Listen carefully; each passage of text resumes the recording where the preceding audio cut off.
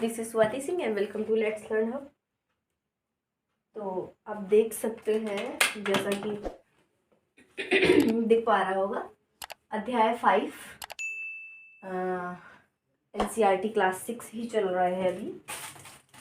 Chapter 5 में आ गए हम लोग, लोकतांत्रिक सरकार के प्रमुख तत्व। ठीक है, लोकतांत्रिक सरकार के प्रमुख तत्व हम लोग पढ़ने वाले हैं। जैसा कि देख सकते हैं, लंबे समय से लोगों ने अपने अधिकारों के लिए संघर्ष किया है।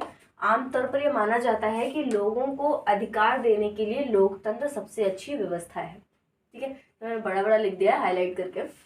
लंबे समय से लोगों ने अपने अधिकारों के लिए संघर्ष किया है। ठीक है, आमतौर पर यह माना जाता है कि लोगों को अधिकार देने के लिए लोकतंत्र सबसे अच्छी व्यवस्था है। ठीक है, नस्ली भेदभाव का अंत। नस्ली भेदभाव का अंत नंबर फर्स्ट 5 पॉइंट है।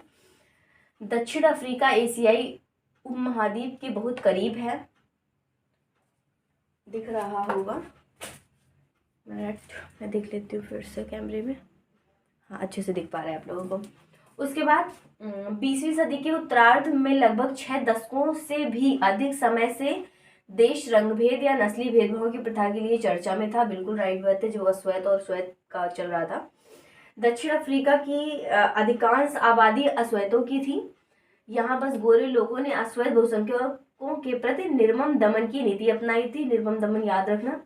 भेदभाव इतना स्पष्ट था कि हर कोई इसे देख सकता था। बहुत ज्यादा मतलब कि पॉपुलर होता है तो चीजें दिखाई देती है कि मतलब समझ में आती है। ठीक है, कई दशकों के अंतहीन संघर्ष के बाद 1994 में क्या हुआ, अश्वेत राष्ट्रपति के रूप में नेल्सन मंडेला के शपथ ग्रहण के साथ अश्वेतों के प्रति नस्ली भेदभाव की नीति समाप्त हो गई। ठीक है, इतनी बात तो समझ में आ रही है आपको, फिर से क्लियरिटी दिख रही होगी, यहाँ से पढ़ सकते हैं आप।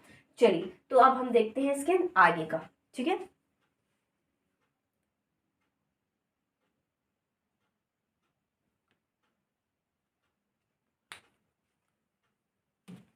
चलिए इसके आगे देखते हैं। ये आगे का पार्ट है आपका भागीदारी।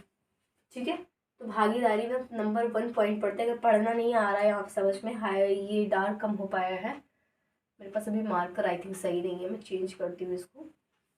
ठीक है हाँ, तो एक सफल लोकतंत्र के लिए लोगों को इसके शासन में भाग लेना आवश्यक है। ठीक है, भागीदारी में, यह भागीदारी चुनाव में मतदान के माध्यम से होती है। ठीक है, भारत में सरकार पर नियंत्रण के लिए हर 5 साल के बाद आम चुनाव होते हैं। ठीक है, तो भागीदारी के अन्य तरीके क्या है उसको जानते हैं। चुनाव के अलावा भागीदारी के अन्य तरीके भी हैं, जैसे कुछ ऐसे तरीके भी हैं, धरना, रैलियां, हड़ताल, हस्ताक्षर अभियान और विरोध के अन्य रूप भी हैं। संघर्षों को हल करने की आवश्यकता में सरकार की क्या भूमिका है इसके बारे में जानते हैं। नंबर 1, किसी भी देश में समस्याओं का परिणाम संघर्ष हो सकता है और अलोकप्रियता हो सकती है ना। नंबर 2, ऐसी स्थिति उत्पन्न हो सकती है जब दो लोग या समूह को लगता है कि उचित व्यवहार नहीं हो रहा है उनके साथ। ठीक है, उनके साथ उचित व्यवहार नहीं किया जा रहा है, भेदभाव किए जा रहे हैं, जैसे कि संस्कृति, क्षेत्र, धर्म, आर्थिक पृष्ठभूमि, जाति, नस्ल आदि के रूप में इनके आधार पर क्या किया जाता है, इनके साथ भेदभाव किया जाता है। नंबर 3, इन संघर्षों को हल करना सरकार की जिम्मेवारी होती है ना। तो संघर्षों को हल करने की सरकार की भूमिका ये है, क्योंकि इन सारी चीजों का सोल्यूशन कौन निकाल सकता है, हमारी गवर्नमेंट ही निकालेगी, है ना। भागीदारी के अन्य तरीके ये हैं और भागीदारी क्या है ये देख सकते हो। तो आप देख सकते हैं फिर से, ये ऐसे ही राइट है यहाँ पर, है ना। चलिए अब आगे हम लोग देखते हैं।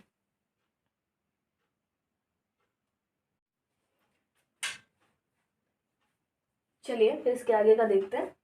संघर्ष के स्रोत के रूप में नदियाँ। ठीक है, तो देख सकते हैं, 2 राज्यों या देशों के बीच बहने वाला पानी संघर्ष का कारण बन जाता है। ठीक है, उदाहरण के लिए भारत में तमिलनाडु का पानी तभी मिलेगा जब कर्नाटक इसे छोड़ेगा, तो इसे संघर्ष होगा, है ना। केंद्र सरकार में इन राज्यों में नदी के पानी के बंटवारे को देखने के लिए एक न्यायाधिकरण का निर्माण किया गया है। ठीक है, जो संघर्ष के रूप में आपको क्या नदियों की जो बात की गई, थोड़ा सा ही अपने आप में पढ़ लेते हैं। समानता और न्याय क्या है, लोकतंत्र की मुख्य जिम्मेवारी में से एक सभी को निष्पक्ष न्याय और समानता देना। नंबर 2, समानता और न्याय एक ही सिक्के के 2 पहलू है, लोकतंत्र में अविभाज्य है। डॉक्टर अंबेडकर ने दलितों या अछूतों को अधिकार दिलाने के लिए लंबा संघर्ष किया था। अस्पृश्यता को समाप्त करने के लिए कानून बनाए गए। इसी तरह हिंदू विवाह अधिनियम बेटियों को उनके पिता की संपत्ति में समान विरासत का अधिकार प्रदान करना, न्याय और समानता के बिना लोकतंत्र अर्थहीन और दिशाहीन रहेगा। ठीक है, इतनी बात तो समझ में आई, आप देख सकते हैं अच्छे से, क्लियरिटी फुल है आपके लिए। तो ठीक है, आज आपका ये अध्याय 5 कंप्लीट हुआ और अच्छा लगता है कि आप 10 मिनट के अंदर अंदर ही इतनी सारी चीज़ें पढ़ लेते हैं। उस हिसाब से जितना छोटा सेशन है अपने आप में कंप्लीट हो जाता है। ठीक है, तो वीडियो कैसा लगा मुझे कमेंट सेक्शन पर बताइए। Thank you so much. आप चैनल पर नए हैं तो चैनल को सब्सक्राइब भी करिए।